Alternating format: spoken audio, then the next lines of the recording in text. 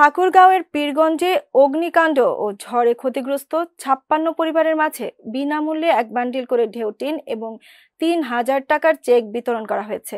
দুপুরে উপজেলা পরিষদ চত্বরে এইসব টিন ও চেক বিতরণের সময় উপজেলা নির্বাহী অফিসার রকিবুল হাসান, সাবেক উপজেলা চেয়ারম্যান জিয়াউল ইসলাম জিয়া, প্রকল্প বাস্তবায়ন কর্মকর্তা কারিফুল ইসলাম, পীরগঞ্জ প্রেসক্লাবের সভাপতি জয়নাল আবেদিন বাবুল সহ অন্যান্যরা উপস্থিত ছিলেন।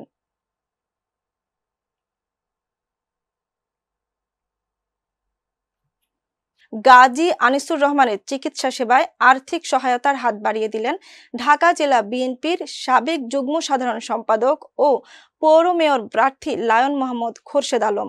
দুপুরে দলের নেতাকর্মীদের সাথে নিয়ে সাভার পৌরসভার ব্যাংক কলোনি এলাকায় গাজী আনিসুর রহমানের ভাড়া বাসায় গিয়ে তার শারীরিক অবস্থার খোঁজ খবর নেন।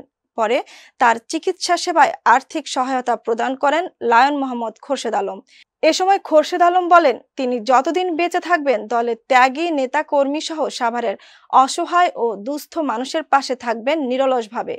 সাভারকে একটি সুন্দর, পরিচ্ছন্ন, সুপরিকল্পিত পৌরসভা হিসেবে গড়ে তোলারও আশাবাদ ব্যক্ত করেন তিনি। আনিসুর রহমানের পরিবার দুঃখ প্রকাশ করে বলেন, শ্রমিক নেতা আনিসুর রহমান দীর্ঘদিন ধরে অসুস্থ অবস্থায় থাকলেও লায়ন মোহাম্মদ খোরশেদ আলম ছাড়া আজ পর্যন্ত কেউ খোঁজ খবর নেননি। এ সময় আরও উপস্থিত ছিলেন পৌর ১ নং ওয়ার্ড কাউন্সিলর প্রার্থী মনিবুর রহমান চম্পক, ২ নং ওয়ার্ড কাউন্সিলর প্রার্থী রাশেদুজ্জামান বাচ্চু, পাথালিয়া ইউনিয়ন বিএনপির সহসভাপতি হযরত আলী ও পৌর বিএনপির খান মজলিস বাবু, পৌর ছাত্রদলের তাজ খান নাইম সহ বিএনপি ও এর অঙ্গ সংগঠনের নেতাকর্মী।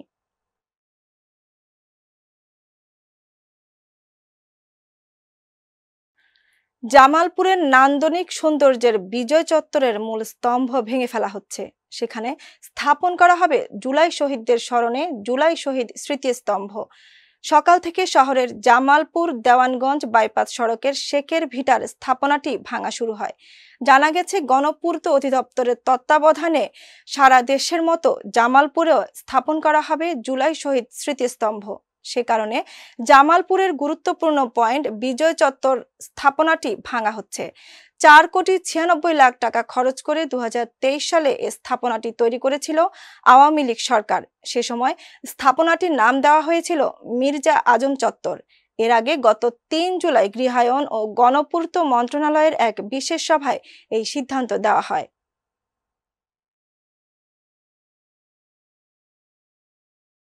কাতারের দেশীয় খাবারের সমাহার নিয়ে যাত্রা শুরু করলো আলোচিত বাংলাদেশি মালিকানাধীন রেস্টুরেন্ট হোটেল বেস্ট ওয়ান।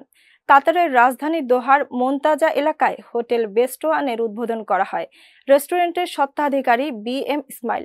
কাতার বিএনপি এর সাধারণ সম্পাদক শরীফুল হক সাজুকে সাথে নিয়ে ফিতা কেটে রেস্টুরেন্টের উদ্বোধন করেন কাতারে নিযুক্ত বাংলাদেশের রাষ্ট্রদূত মোহাম্মদ নজরুল ইসলাম। সহকর্মী মোশাররফ হোসেন জনি জানান, অনুষ্ঠানে আরও উপস্থিত ছিলেন বাংলাদেশ দূতাবাসের defence wings brigadier M Khairuddin, প্রথম সচিব ও দূতালয় প্রধান মোহাম্মদ নাসির উদ্দিন সহ কাতার সহ ফেনী জেলা জাতীয়তাবাদী ফোরামের সিনিয়র নেতৃবৃন্দ ও আরও অনেক প্রবাসী বাংলাদেশি। মানসম্মত ও স্বাস্থ্যকর ও হালাল খাবার পরিবেশনের উপর জোর দিয়ে অতিথিরা বলেন, মহান আল্লাহ সুদকে হারাম করেছেন আর ব্যবসাকে হালাল করেছেন, তাই হালাল ব্যবসা সর্বদাই বরকতময়। উদ্যোক্তারা মোনাজাত ও এর পার্শ্ববর্তী এলাকার প্রবাসীদের একবার বন্ধু বান্ধব নিয়ে পরিদর্শন করে সুস্বাদু ও মানসম্মত খাবার উপভোগ করার আহ্বান জানান। বিপুল সংখ্যক প্রবাসীদের মধ্যে বিনামূল্যে নৈশভোজ প্রদানের মধ্য দিয়ে অনুষ্ঠানের পরিসমাপ্তি ঘটে।